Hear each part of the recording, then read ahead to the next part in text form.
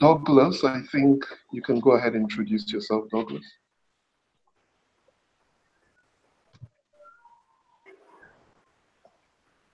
Okay, Douglas, I think you're muted.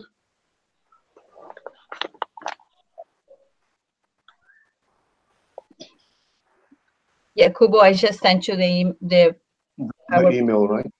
Okay, so I'm online now and I'm checking. Okay. We're live, everyone. So welcome. We're just doing Hi. of the panelists. Yeah, I think Douglas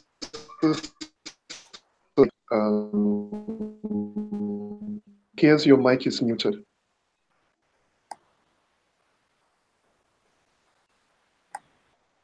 Yeah, Douglas' mic is muted. Okay, while we're sorting that out, Shruti, you want to introduce yourself? Yes, hi everyone. I'm Shruti Mohan. I'm a third-year family medicine resident from South Africa. I'm currently under Wits University in Joburg. Okay. Pleasure. It's always a pleasure to have you, Shruti. Thank you. Douglas? A pleasure.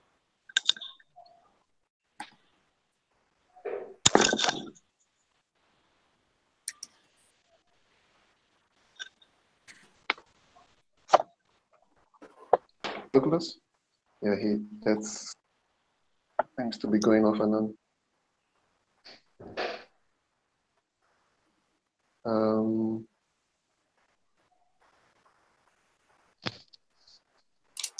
Okay, so Douglas is actually from Kenya. He's a young family physician from Kenya. Hey, Douglas. Figure out what. Yeah.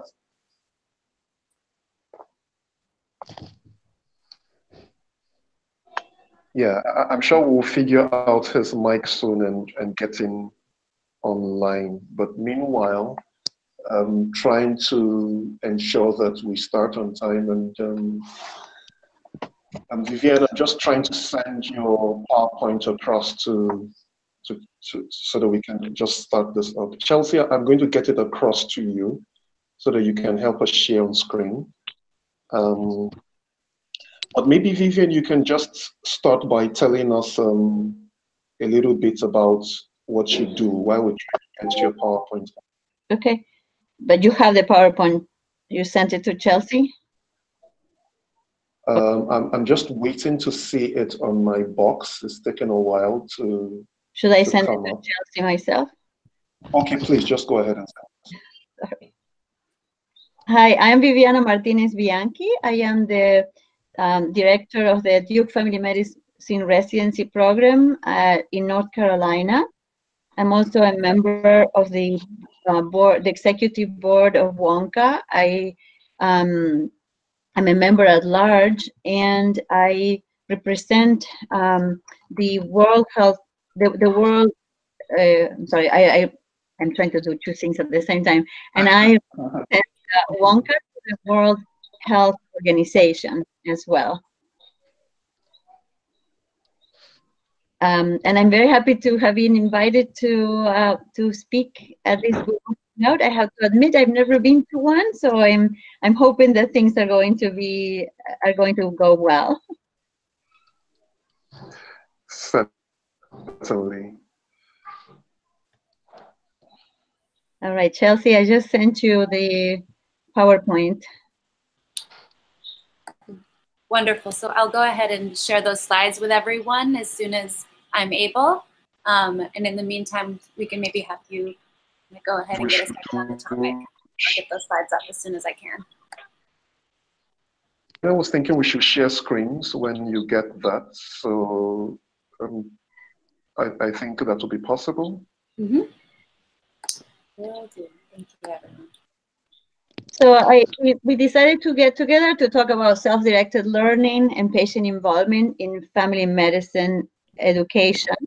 I just wanted to start with hearing from other people, other members of the group here. What do you think when you talk about self-directed learning? What comes to mind to you when you're thinking about self-directed learning?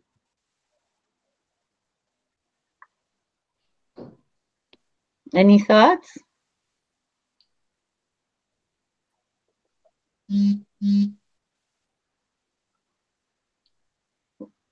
Why should it be important to be a self-directed learner? Yeah.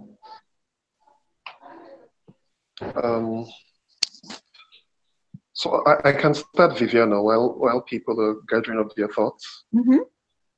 Yeah, so I think it leans a lot to the concept of putting a true, that means a student and of his or her learning, where a trainee takes responsibility or is activated towards discovering and achieving his or her learning goals. So self-directed really speaking to the core of activating self to discover and achieve one learning goal, as against just a teacher determining what I need to learn and how I learn it and when I do. I take responsibility. That is what I would describe as self-directed learning. Great. Any other thoughts? Wycliffe or Dagat or Bob? Thank All you, right. Vivian. Go ahead. Thank you, Vivian. From my understanding of what self-learning is, self-learning is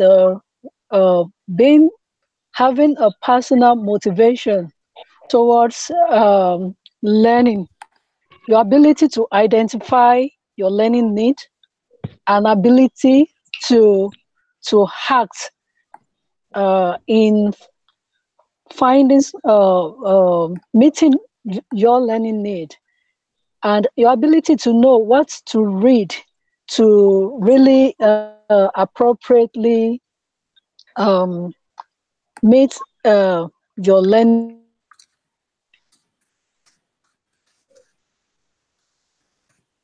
needs. Trainer has to maybe find a way to kind of enforce learning on you. You are willing to move forward as a learner, as maybe as a trainer or maybe as a trainee. That's what I want to add. Yeah. Good. Any other thoughts? Is Yes, it yes? yes. What I want to add is that I agree with what my colleagues are saying.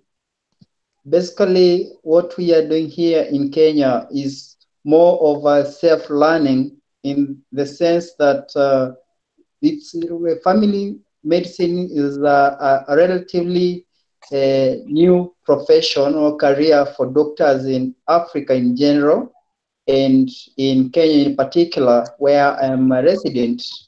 And self-learning is a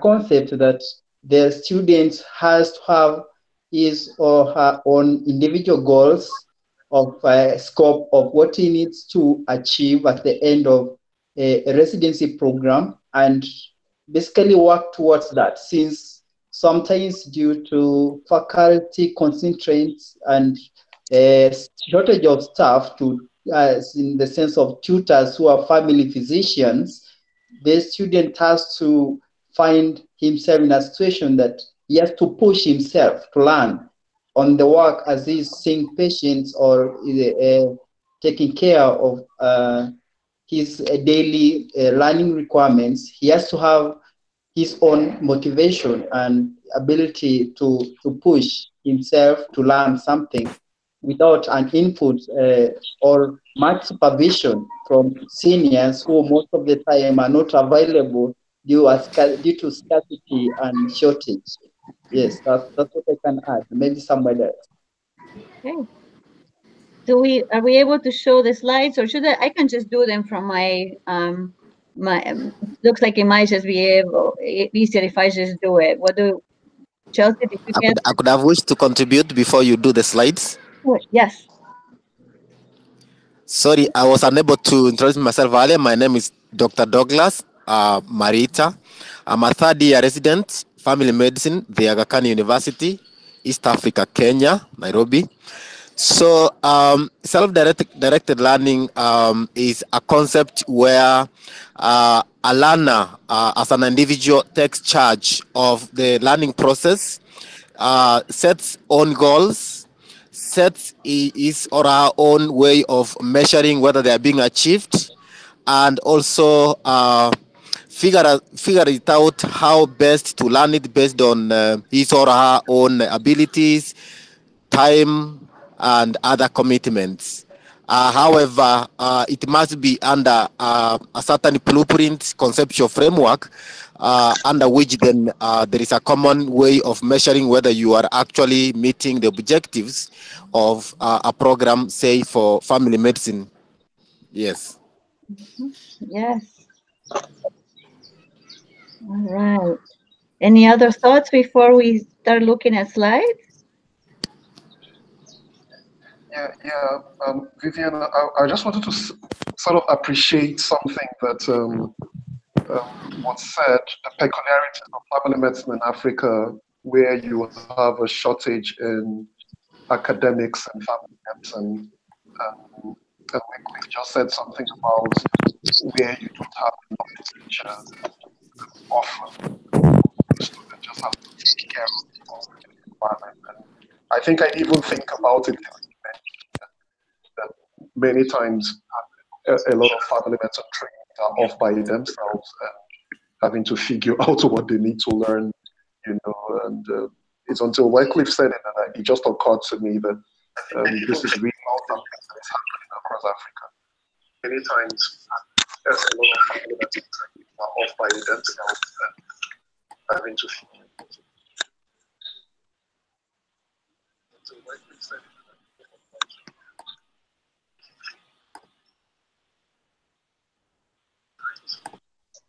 So I had a hard time hearing the last comment.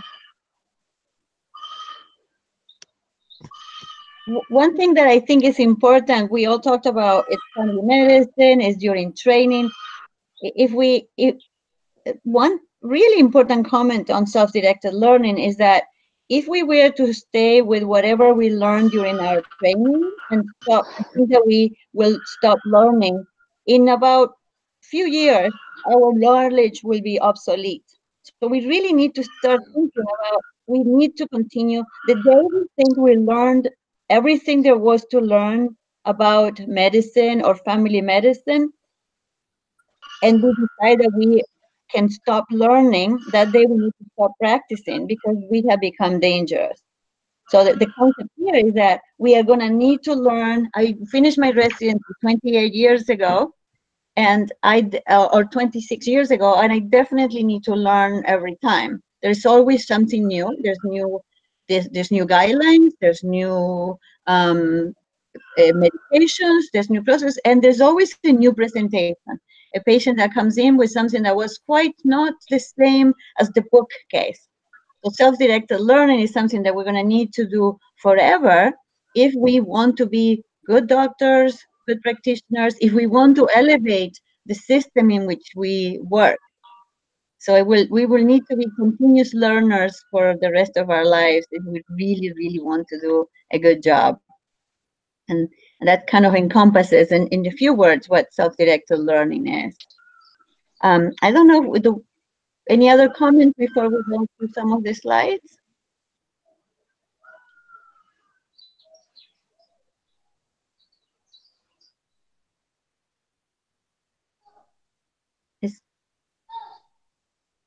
Any other thoughts? So I think everybody that made a comment really was on with these parts of self-directed learning.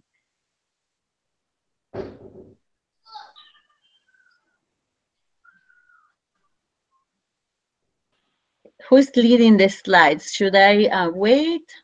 I have the slides. I can go ahead and advance them. That would be great. All right. Do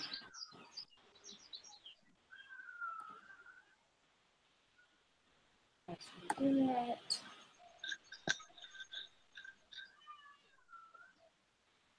You were showing the screen before, but now it's blank.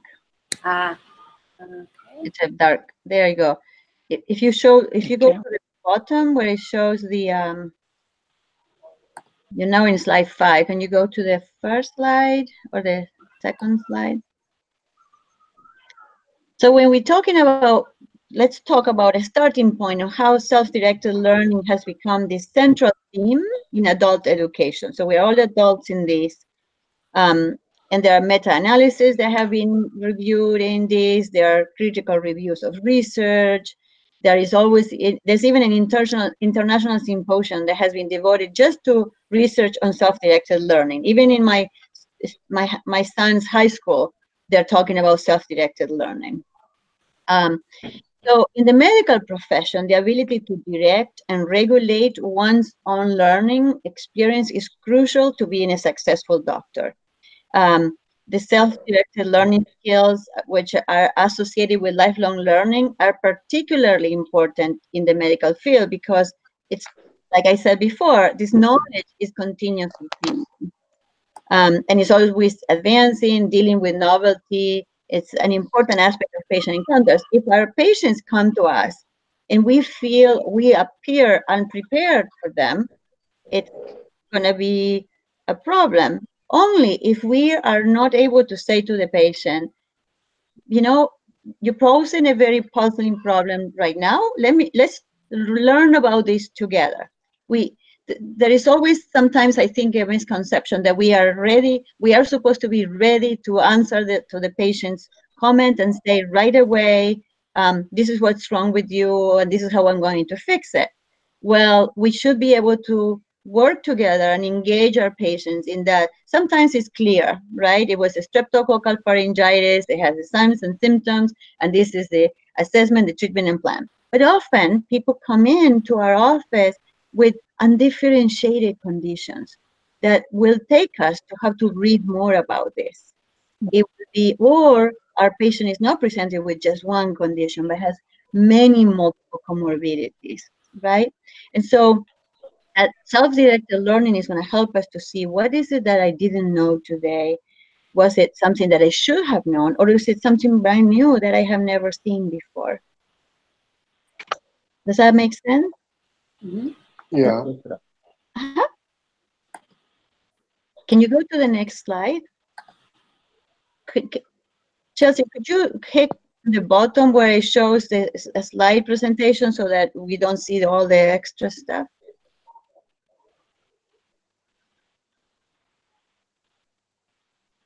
Is that working now? No, it is a black screen. Okay, sorry. For some reason, it will not allow me to not do it from this view. Okay, no problem. We'll just go from here for now. Fine with that. So a little bit of the self-directed learning, I think we all talked about of why is it important. You all share a reason of why isn't important. Is there any why not? Anybody thinks there's all right, let's go to the next slide, to slide 4. So then it comes that to understand what is self-directed learning, and then why should we do it, and then how can we involve patients in our own learning. Okay, any thoughts about this before we move to the next slide?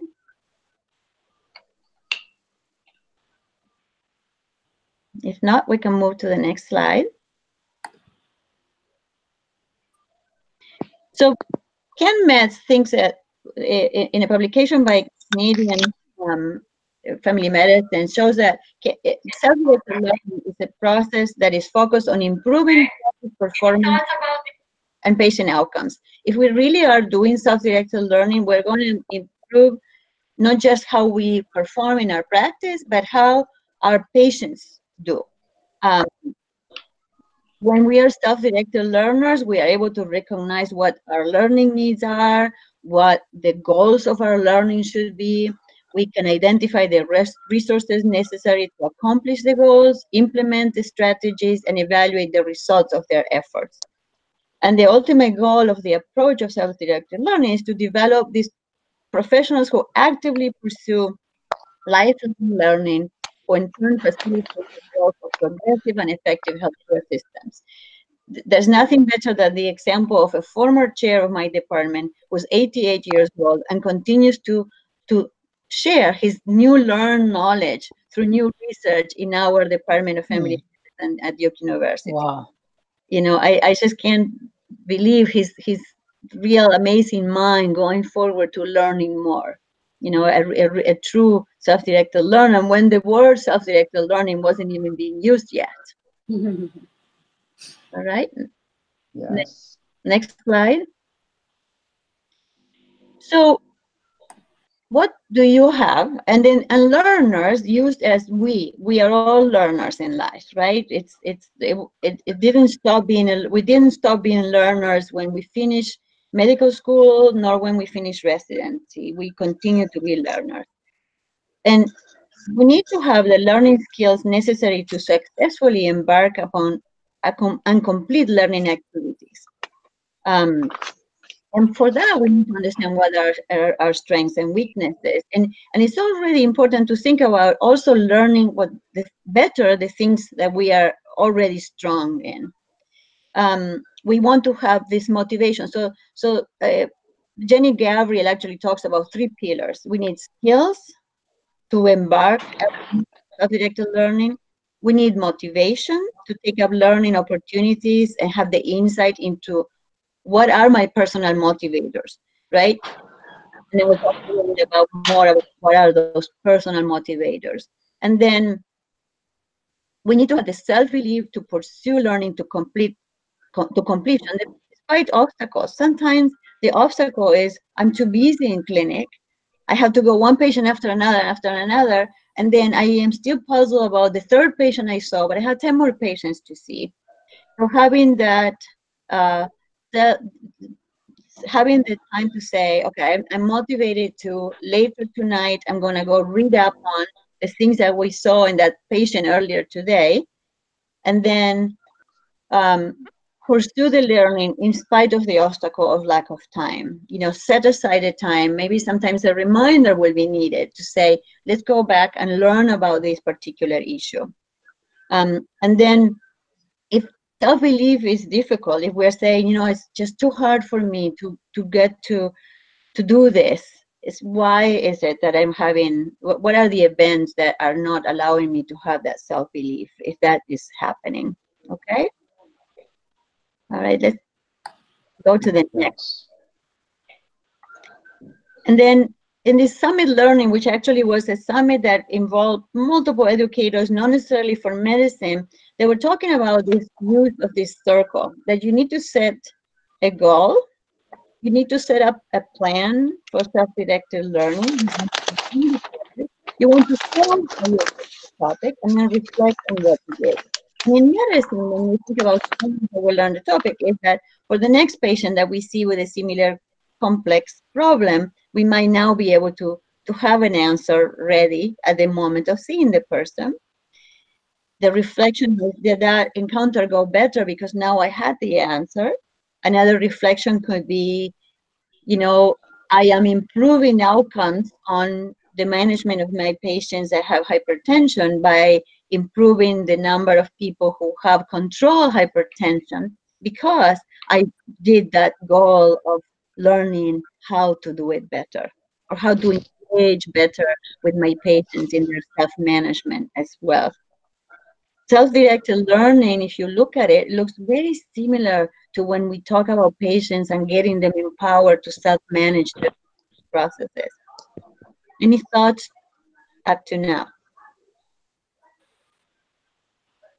It's interesting how this does interplay with the mentorship conversation we had, because although it's called self-directed learning, it's still a team sport. You still need you know, mentors and colleagues and peers that will help you carve out that time to prioritize the learning. to maybe I learn a little something and I teach you. And so it's, you know, I think it's good to remember that this isn't just a, you know, it's all on me and my shoulders to do all that learning for myself and for my patients, but it's also, you know, with your colleagues in your team, and be them Afro1 or be them, you know, someone else that works in your practice. Absolutely, and often our meetings are an example of that. You know, some people have gotten more advanced training and learn more about a particular topic, some others. So going to each other's presentations can help advance that learning further. Yeah. And I think, Viviana, it says a lot about our self-awareness, you know, because there's this quadrant of learning that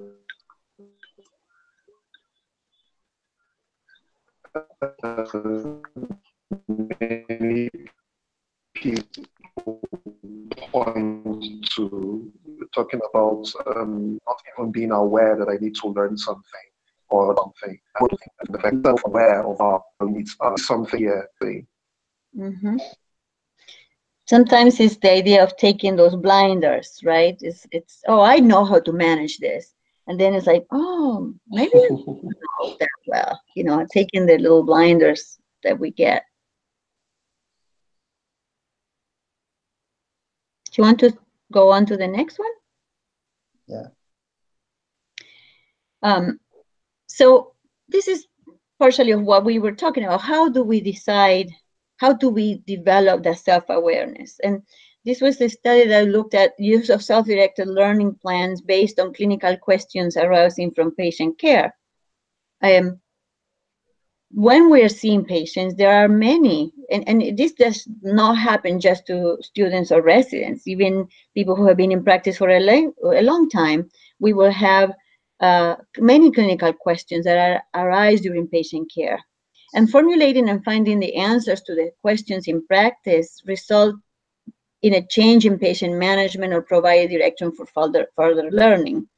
So when we think about the learning, we don't want to maintain it only for those times when we go to a meeting and sit and hear a lecture on the management of diabetes or the management of hypertension. We want to embed this in the patient encounters. One thing that, at least for me in my practice, where I am connected, I have a computer open in front of the patient, every now and then the patient comes in and say, I think, for example, just a quick example of something that happened a couple of weeks ago. Patient comes in and says, I think I have a severe allergy to meat. And I said, so how do you think about this? So I think it's tick related. Something tick related. I think I just saw an article. Let me go, let's get together, look at the computer together. I tell my patient and we go on, and voila, all her symptoms were very similar to several new cases that have been reported on tick-related, tick-borne illness with people developing severe allergy to meat. What I think it was very important for the patient was, oh my gosh, she says to me, I read online that a lot of people were being told that it was all in their heads, but they were willing to go online and look at a computer. What I'm trying to illustrate with this is that our patients are going to be thankful if we show them that we're actually, you know what, I have never seen a patient that presented with these symptoms. Let me look at this together with you right now. And that day I had time to see it, to look at it together with her. Sometimes I would say, I'm going to have to read up during the night today. Give me a day or two for me to read about this and get you and call you back to see what the next plan will be, right? So this is the idea of using self-directed learning based on clinical questions that are arising from the patient encounters. And the challenge lies in incorporating the habit into a busy practice. And sometimes, oh, I do have more time, we'll look it up right now together. Sometimes it's going to be, let me go outside. There are some other colleagues that I can think about with together and then come back. And sometimes it will be, give me a few days, we'll figure out the answer. That makes sense? Can you go to the next slide?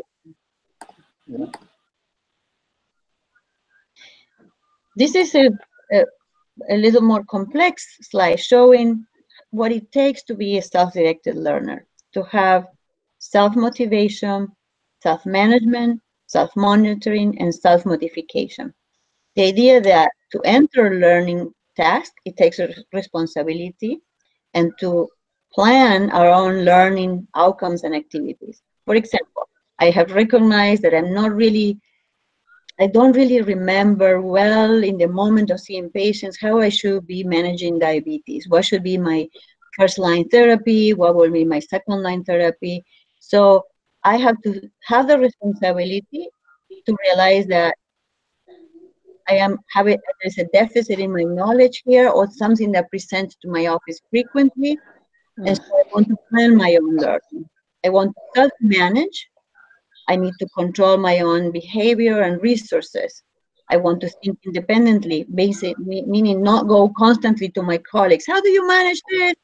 And go and ask the question but actually and self-manage, saying, I am going to learn this because I've been asking this question too many times to my colleagues or other people during the office visit, right? So then figure out how I can embed it into my own knowledge base, or maybe I need to create a card or something that will have with me in my office. The self-monitoring goes to consciously monitor my own thinking and actions, reflecting, how did that go? It's my third time not knowing how to manage this problem, right? So I need to evaluate that and say, okay, now I need to go back into that other self-motivation, self-manage, because I'm monitoring that I wasn't really sure how to do this. And then the self-modification is, how do I change behavior based on the other things that I did before? One change of behavior will say, I've been so worried about running for office because I want to be a leader that I am not paying attention to learning how to manage hypertension. Then I need to modify the time I've been using to becoming a leader for Wonka or for the academy, and now say I'm going to need to dedicate more time to modify my time spent in learning to manage. And then it goes back again. It's a continuous learning process. Nothing in this graph that you see there, it doesn't stop in one spot, but it continues to, because there's going to be always some new. Any thoughts about this?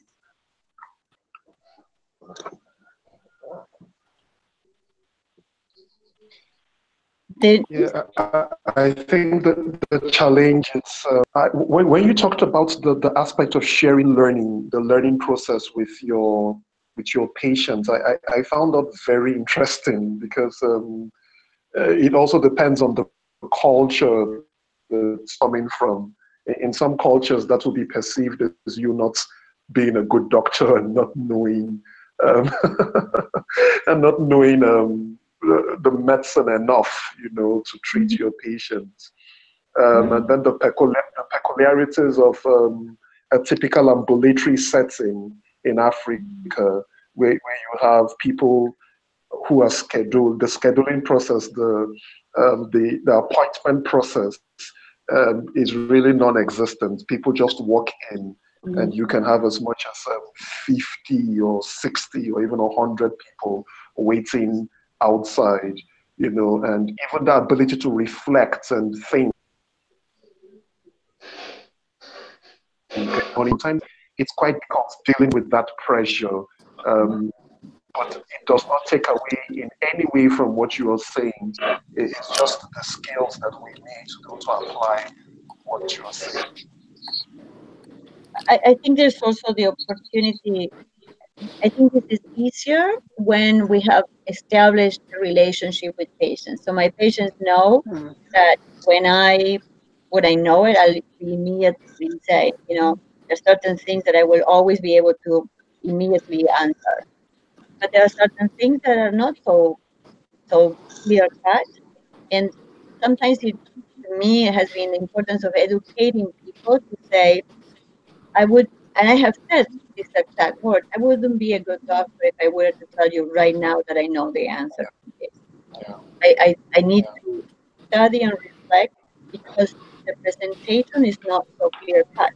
So sometimes it's just a matter of being able to, and perhaps if I acquire that ability of saying this with time, because I already had treated and been able to help patients many more times to be self-assured that I am a good doctor and I am able to do this.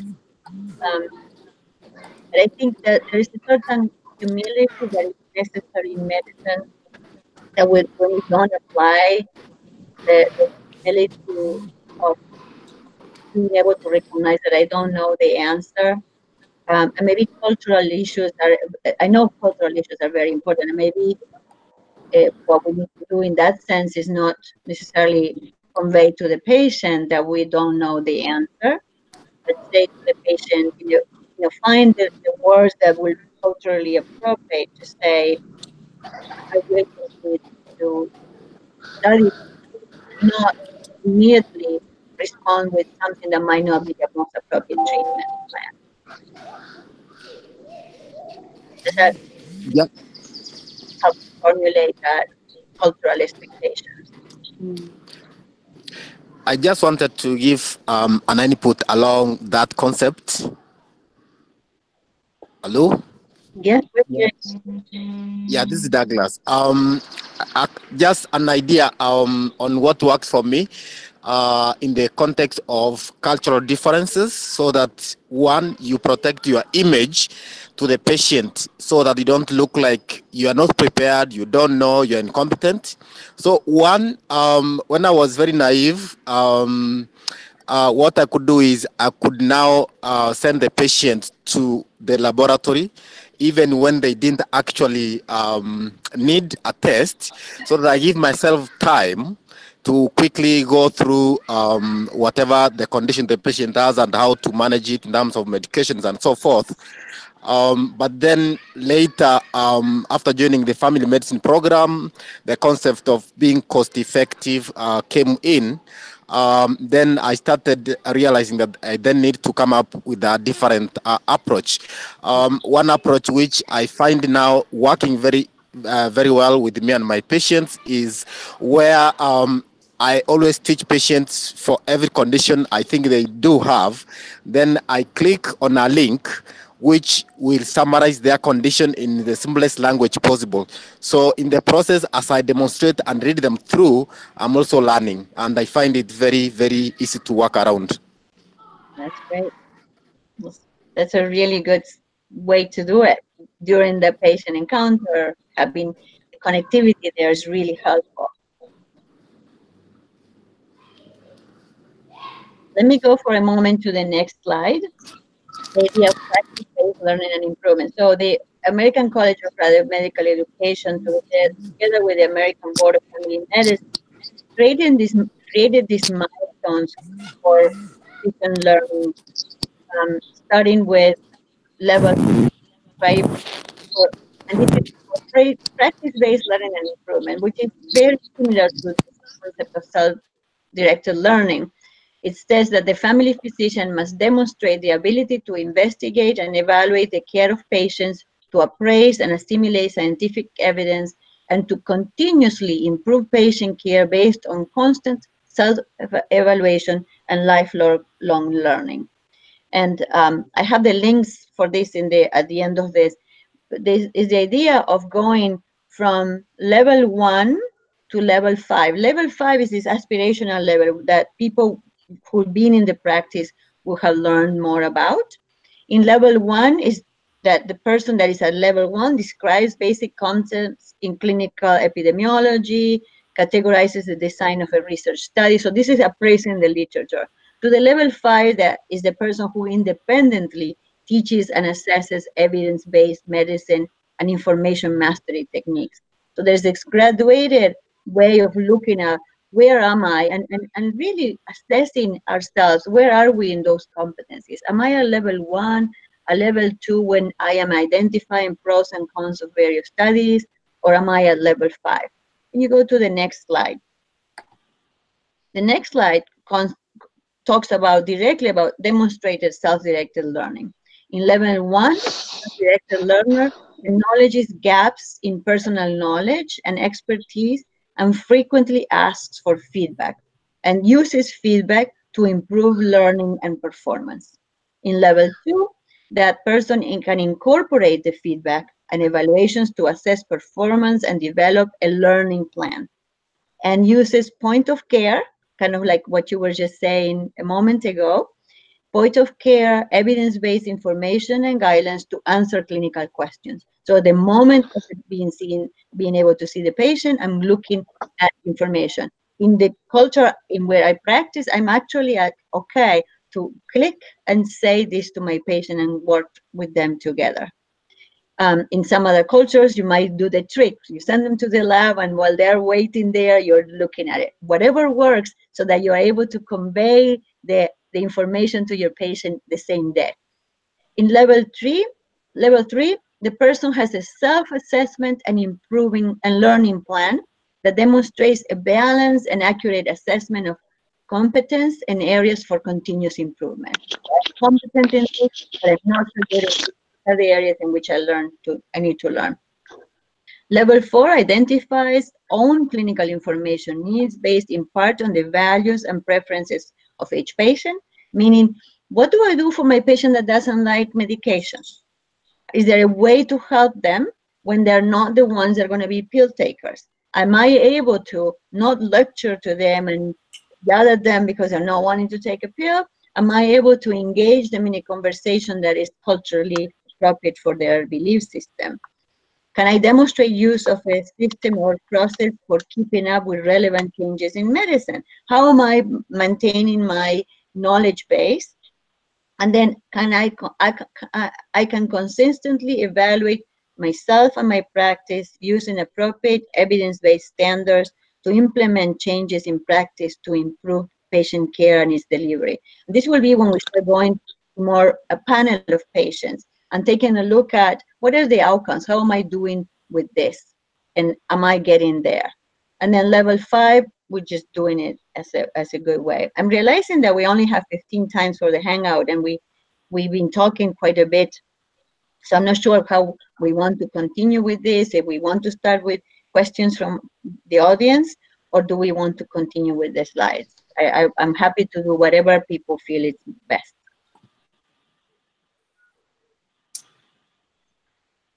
We could maybe invite folks on YouTube to go ahead and post questions and comments. We did have one which we've kind of been addressing a little bit of just that if Pascal was saying that if you tell someone in my country that you need time to learn before addressing their problem, they won't be confident with you. What can you do in this case? So we've been chatting about that concept a little bit, but that was one of the comments that have come up so far on YouTube. We can invite more as well. Do we want to answer that question collectively?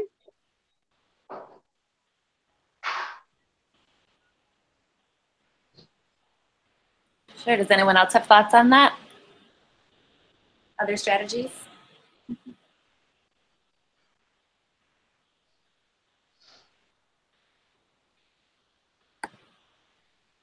I think if we already have a relationship of trust with the patient, it's less likely that they will lose their trust. I strongly believe that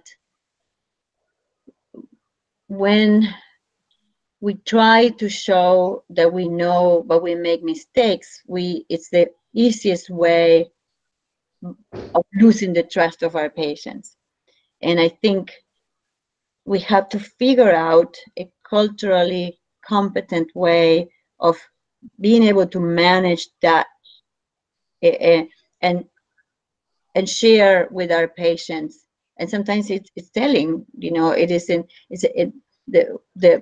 The question you're asking me is complex. Let me see how we can figure out together. But I also know, because I practiced in a time when this idea of patient engagement was wasn't part of my training initially, and there was a culture of patients who were really not doctor, I'm here for you to tell me the answer. I don't want to be engaged, and how that's too difficult, right? So how do we work this within the culture? And the most important concept here is that we don't make mistakes by deciding on plans when we didn't know what to do with that, right? How do we make it so it's a little bit that we're sincere? And any thoughts from people in the culture that tends to want to know that you know right away? Or do we think that way?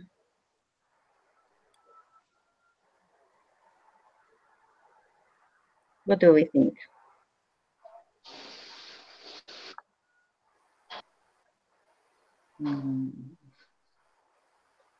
Hello. Hi, Vivian. Can you hear me? Yes, perfect. Okay. I've been having some challenges with my network here, but if I understand the question, is how are we going to work with patient engagement in the context of maybe the culture of where we're seeing that patient? Is that, do I really get the question?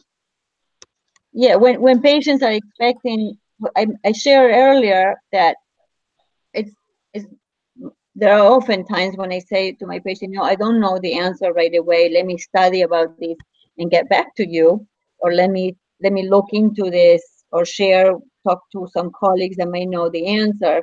And some of the comments from other viewers were that that's a bit difficult in a culture that expects that you will have the answer, and they may lose their trust in you as a doctor. But if we are good doctors, we know that we have the answer. Oh, all right. From my own little experience where I work, I started working here like a year ago. I discovered that when patients trust you, when they are able to trust you, that my doctor will always tell me the right thing to do, give me the right treatment, give me the right management.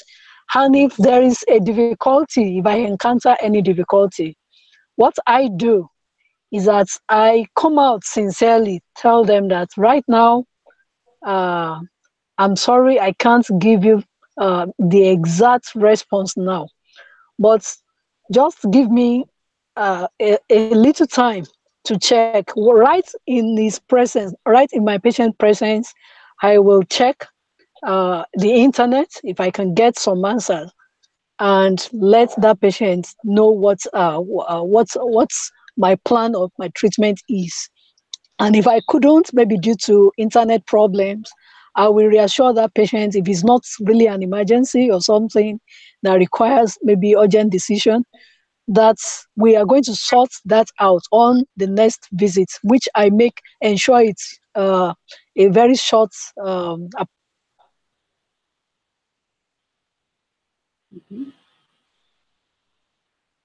appointment, maybe like a week, has the patient to come back. By then, already I'm prepared for any other associated answer that that patient might have. And I try to satisfy maybe that patient's, maybe what that patient wants to know. So that's just I think all we need to do is to just adapt to the context of where we practice. In a, like you said, a place where the patients desire an immediate answer and we can't give, that could be a little difficult, but we can as well be sincere and let the patient know instead of misleading or giving a wrong response at that point.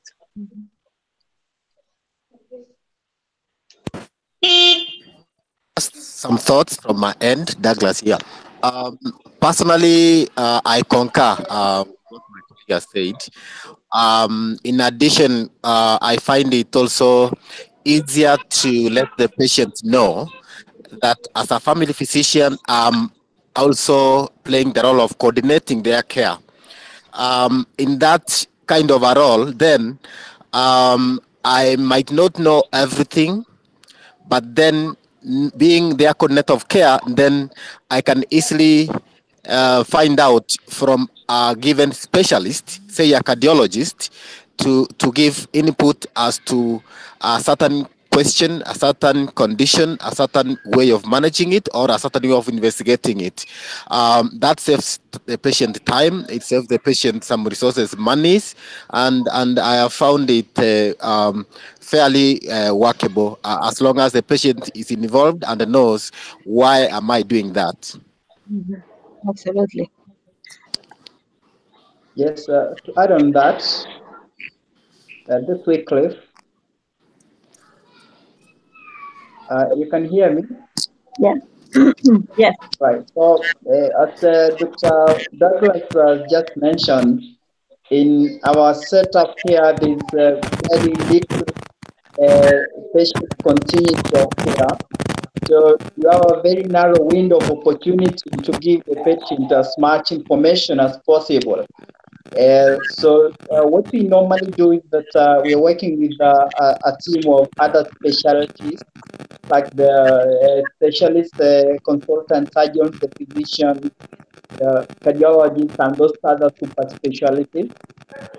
In the sense that we have to do a consultation, a quick consultation with our other colleagues in the field to at least give the patient an answer that he or she can go home with in the meantime. And the other thing I've been doing is that sometimes you need to have the patient get your number, like a contact where you can reach each other and consult afterwards about the patient care.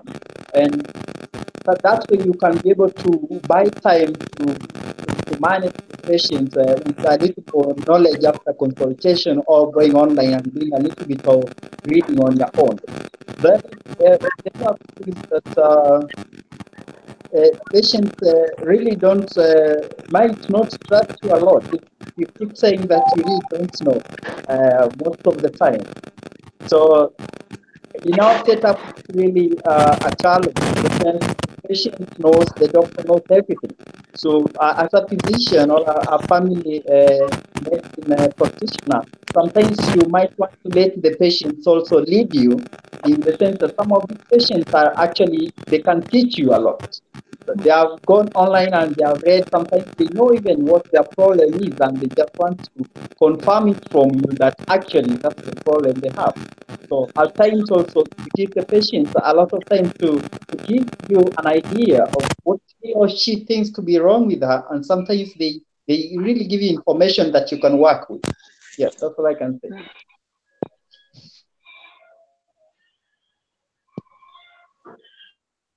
Yep.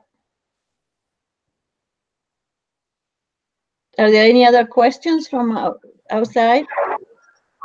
Just a comment from my side. Is Shruti here? So the experience I've had is obviously our cultural background. The patients that come to us expecting the doctor to know everything that they need or they ask for.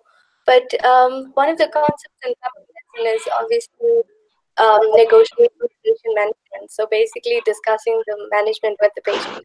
So anytime I get a patient that I'm not really sure how to manage, usually sincerely tell them according to what I know or my experience, this is what I know. But the latest evidence or the updated guidelines are available to us. So I usually sit with the patient and go through if I'm looking on the internet or if I'm discussing with my seniors, I do let the patient know that this is what I'm doing. We have to know that we are actually updated and not just treating them as like 10 years ago. So that has been my experience. And so far, I haven't had any problems with trust issues with patients or anything. So I think just being honest and sincere with your patients goes a long way. Yeah, I agree.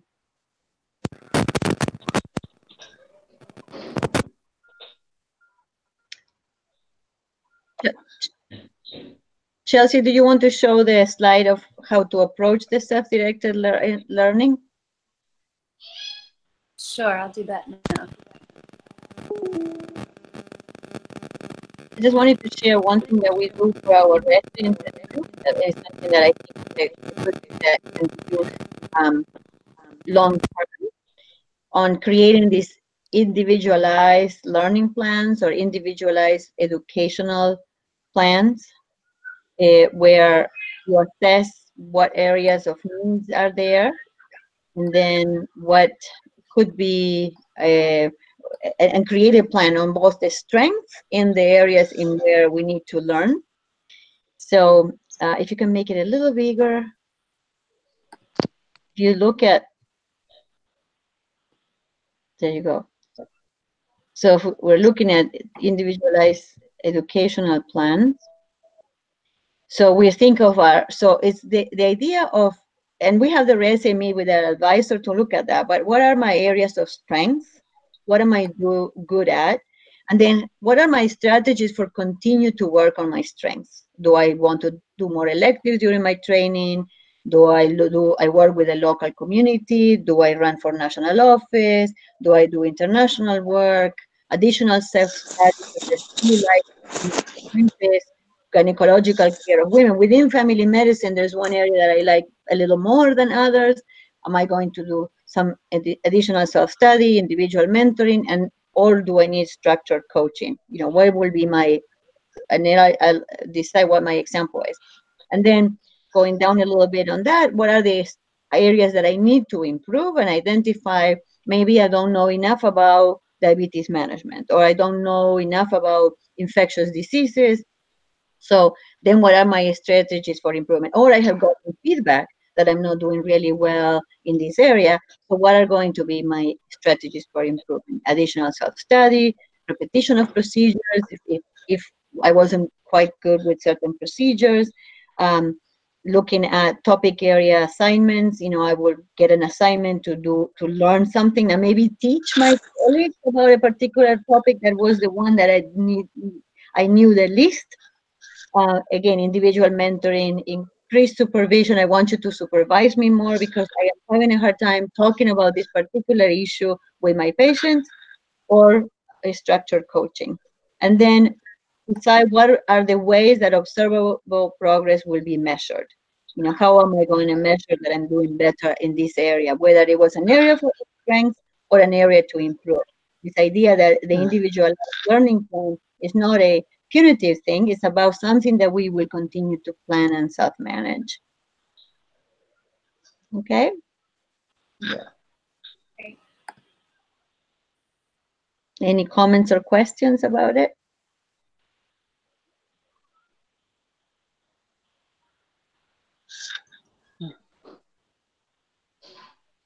Do we have any questions from outside?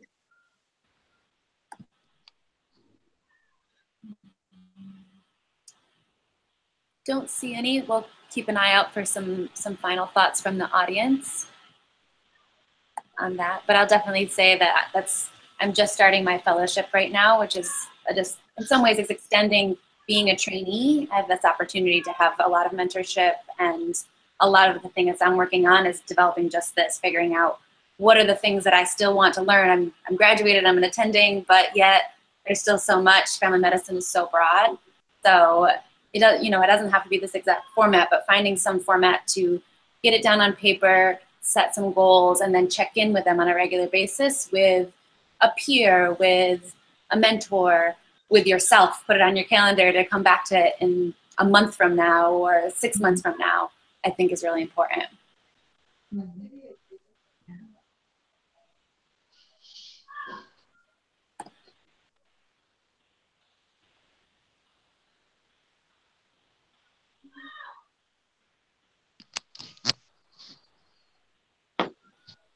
Any other thoughts on that to conclude? I think the network in Nigeria is a bit poor, and Yakubu had to drop off the call, so. I will want to share the, Chelsea, is there a way to share the slides with everybody that participated so people can go and look for the resources? There was a video that I shared. Maybe we can do the 1 minute, there's a 2-minute video of one of our group processes with patients. Yeah. Or I can do it from my. Sure. Otherwise, I can do it from the Vimeo. If you click the Vimeo, or I can do it too. Okay. Let me just do that. Yeah, we'll let you go ahead and share the video. I'm also learning this new technology on my end. It's very fun though. So let me see if I can go to my sharing my screen. And while she's doing that, I just want to thank everyone who participated. We had, I think, 17 or so people who are viewing live at different points and contributing with comments, in addition to all the panelists. So thank you, everyone, for your participation. It's been wonderful to get to chat this morning or this afternoon, depending on where you are in the world.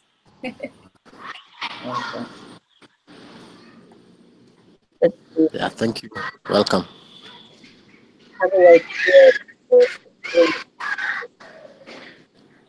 Screen share. Let me just look up where here. Where this. Going.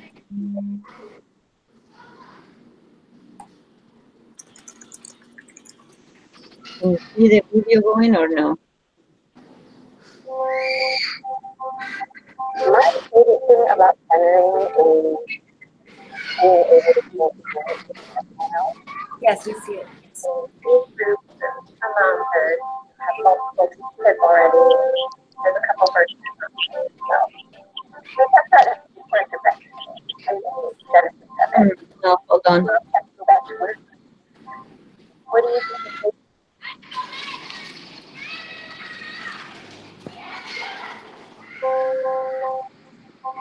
My favorite thing about partnering is being able to share experiences with everyone else. We have a range of age groups, and some moms have multiple kids already. There's a couple first-time moms like myself. We talked about the importance of breastfeeding, right, and the benefits of it. Moms have to go back to work. What do you think the pros and cons are? Can you see the video or no? It's a black screen for me. Going through. I think it's also good for a first-time dad who's always with me. It helps you bring up questions that you're not thinking about. How about I'll put the link into the YouTube comments. Okay, why don't you do that? Because I can't. And then there have been people asking if we could share the slides. Okay. To have the clinic right across. If that's okay with you, we can also share them that way. Yeah, because it's not. For some reason I got lost in how we were sharing. Sorry. All right.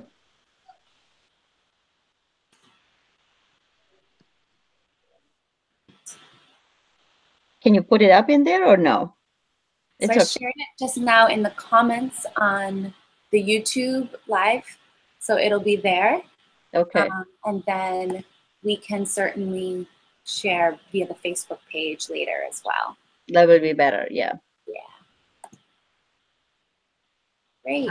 Let me just explain what this was. We do prenatal care in a shared model where patients and the doctors and nurses get together. We see 11 patients together that are due about the same time. And it's a 2-hour meeting where we go through it. There is a curriculum for the 11 visits of the prenatal care where people are sharing. We learn so much from our patients and their life experiences. We learn so much more about them, and they learn more about their prenatal care because they're also sharing with each other how to manage their pregnancy. So I invite you all to look at that link because it just shows it's one of the happy days. The days we go to do prenatal care in centering makes everybody happy. It's a cure for burnout for family doctors doing this type of care. It's just a wonderful way. Okay. That's yes.